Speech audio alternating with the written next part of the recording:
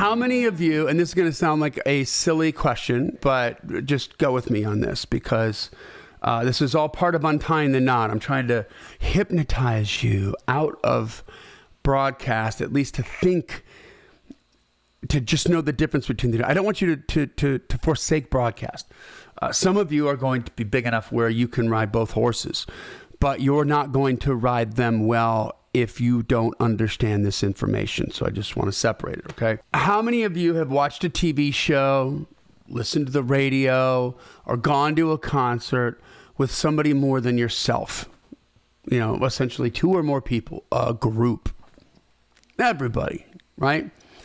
Okay, now, how many of you have invited your besties over, served some food, had some drinks, streamed your device to your big screen TV, and you all looked at your Instagram feed together? Nah. Ew. Right? Like, disgust, like, no. Two different platforms. Digital is consumed one-to-one. Broadcast is consumed one-to-many. I'll give you an example of how different the platforms are. Imagine Axl Rose, lead singer of Guns N' Roses, in a packed stadium. This is a broadcast situation, one-to-many, live show. And Axl pulls out a phone or gestures as if he's going to pull out a phone from his pocket. And he's like, everybody get your cell phones up in the air. Come on. Right? And we all do it.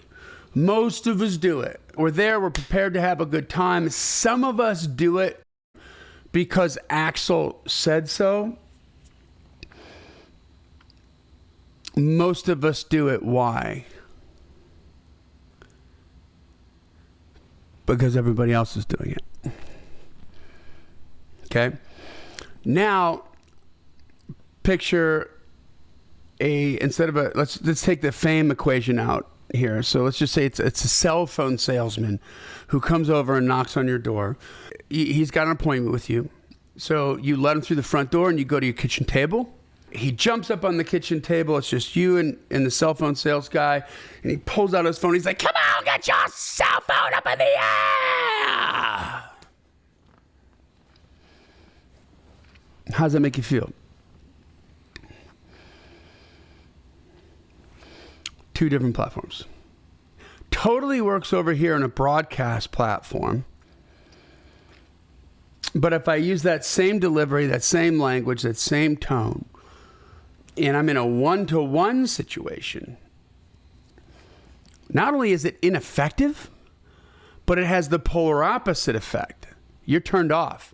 You're like, whoa. Are you high or you're just get out of my house? It's crazy. Psychologically, what's the difference? Why do you feel like that?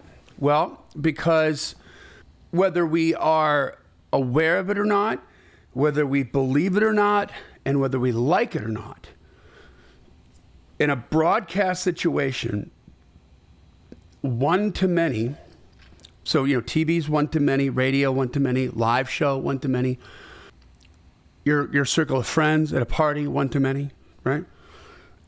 Whether we're aware of it or not, whether we believe it or not, and whether we like it or not, the crowd factors in to how we think, how we feel, and how we behave. We are hardwired for what they call social proof, right? We want to fit in. And I mean hardwired, like even the people, the famous Rush line, even if you choose not to decide, you still have made a choice. Even the people who don't think that they are following the mainstream and doing what everybody else does are choosing to follow the social proof of the people who do their own thing, right? It's still a tribe. You're hardwired, meaning that this is how you learn to walk and talk. When you were a baby, when you were a toddler, everybody was doing it, so you wanted to do it too. This is how, it sounds so mundane, but just think about it. This is how when you go to a brand new movie theater and you watch a movie, you know where to throw the popcorn box away, the empty popcorn bucket. You just follow the crowd, right? Remember that scene in A Few Good Men where the redirect happens with Tom Cruise? Private, you want to tell me where in this book it shows how to get to the mess hall? He's like, I'm sorry, sir. Yeah, just turn to the page where it says where you got to eat in this book.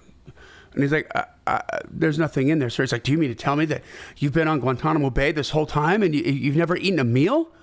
Oh, no, sir, 3 squares a day. Well, how on earth would you know how to do that? Well, I just follow the crowd at chow time, sir. We're hardwired this way. It's very, very powerful.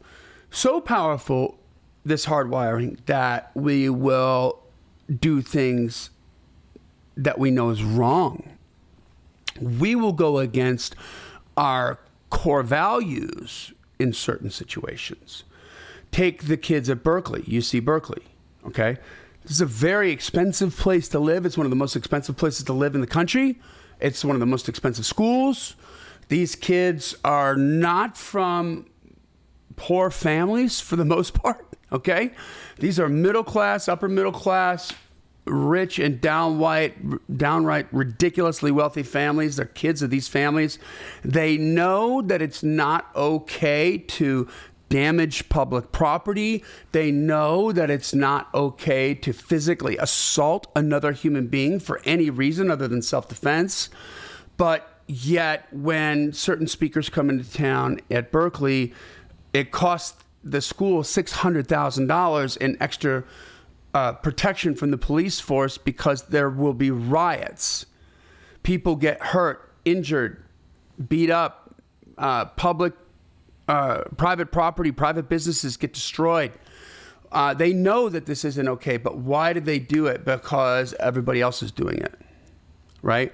Here's a less sort of edgy look at it that you've all encountered. Think about the slow burn standing ovation, right? You're there. Wow, we love the show. Everybody's clapping. All of a sudden, a couple people stand up. All of a sudden, a couple more people stand up. Maybe you've watched a show. Maybe you're in church, right? Maybe a couple other people stand up. And all of a sudden now, you've got to think. You have to go through this process. Well, I loved it, but did I love it that much? I don't know. And then all of a sudden, if enough people stand up, now you're like, am I making a statement by sitting down? Because of what the crowd is doing, because of the information you're receiving from the crowd, it's going to change your behavior. Or in the very, very least, you have to process that information. I am going to choose to sit down and not go for this standing ovation. Or, all right, it was good enough, I'm going to stand up, right? But you have to make that decision. Fascinating, right? Psychologically speaking, the crowd is there. You're artists. You've been on stage, you've been performing for people. There are days where you walk out and everybody in that room is just ready to have a freaking good time. It's the funnest night you've ever had. They are just, right from the get-go, they're putty in your hands. They want to play in the sandbox and you have a blast. And then there are nights where you walk out on stage and you got to earn it. You got to earn it. And what you're trying to do is just get enough of a group of people in that crowd to start responding to you and having a good time. And once you get just this little faction over here, everybody else is going to come on board, right? You're using the broadcast, the power of social proof to your benefit, to influence that audience and do your job, to entertain them. That's social proof. Now, in a one-to-one situation,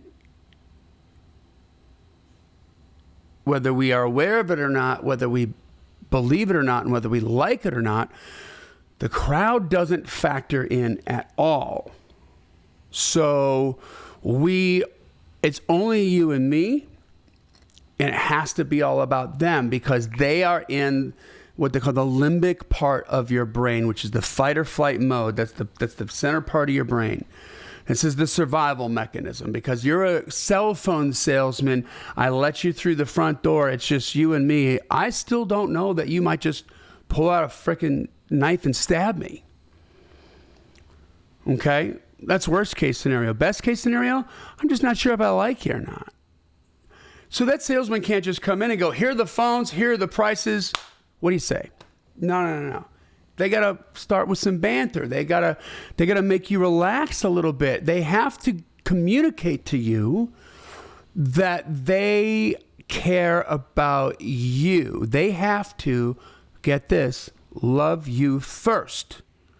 When they love you first, now you relax. You're not worried about survival on a very raw, instinctual, animalistic level. And this is where we move to the frontal cortex, where it's logic now. Okay, so tell me about these phones. Tell me what's going on. What kind of plans do you have? And you start asking buying questions, okay? So when I asked you, like, how many times you've watched TV with more than one person other than yourself, if you've ever done that, and then have you ever looked at your Instagram feed together on a big screen TV, it sounds so gross because it's one-to-one. It's very personal. So before somebody like a micro-influencer with 10,000 followers and a really high engagement rate, or a titan like Taylor Swift with 100 million followers, before she can influence all those other people, you know, they have to consume the information one-to-one first, and then it turns into like a broadcast thing. Do you see how different it is? This is about honoring the digital platform. I want you guys to separate those two things. Newsflash, spoiler alert. When you're in front of a cold audience, which you have to be in front of a cold audience to expand your audience, you have to get your art in front of new eyeballs. When you're doing that, you're the salesman. And that other person's Instagram feed is their kitchen table. So you have to love them first. You have to provide value to them first. This is confusing because when you look at a feed, say, from somebody like Taylor Swift, who's brilliant on social media, but still broke on broadcast,